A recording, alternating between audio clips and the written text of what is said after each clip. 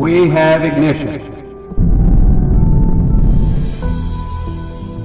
चांद पर कैसे बसेगी इंसानों की बस्ती? दोस्तों, क्या चांद पर इंसान रह सकता है?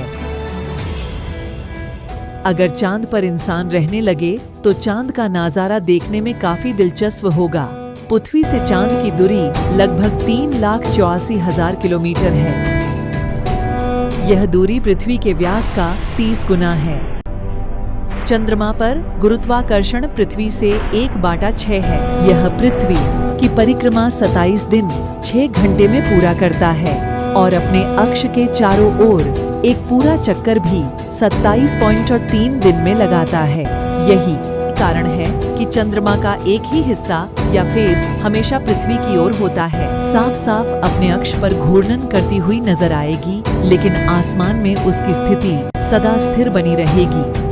20 जुलाई 1969 ये वो तारीख है जब अमेरिकी स्पेस एजेंसी नासा ने इतिहास रचा था। अपोलो मून मिशन के तहत पहली बार किसी इंसान ने चांद पर कदम रखा था।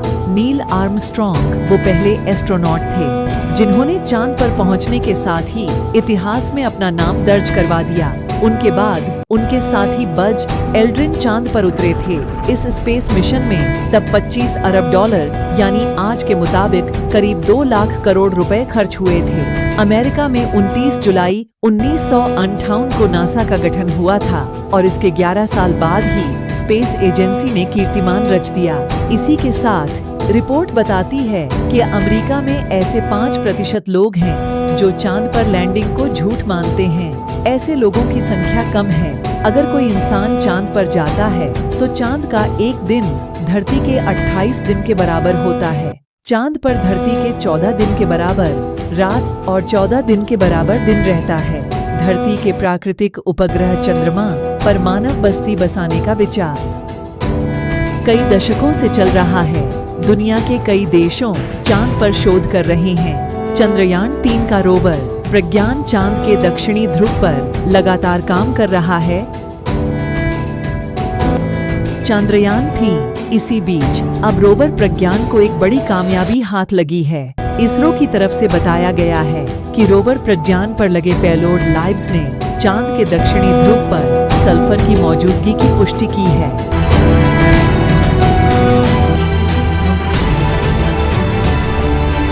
इसके साथ ही चांद के दक्षिणी ध्रुव पर ऑक्सीजन समेत एल्यूमिनियम, कैल्शियम, आयरन, क्रोमियम और टाइटेनियम की मौजूदगी का भी पता लगाया है, जबकि हाइड्रोजन की खोज अभी की जा रही है। इंसान चंद्र ग्रहण नहीं, पृथ्वी ग्रहण देखेगा। यदि इंसान चांद पर बस जाएगा तो कभी भी चंद्र ग्रहण नहीं देख पाएगा, क्योंकि सूर्य और चंद्रमा के बीच में जब पृथ्वी आ जाती है तो चंद्रमा पर धरती की परछाई पड़ने से हमें अभी चंद्र ग्रहण दिखाई देता है।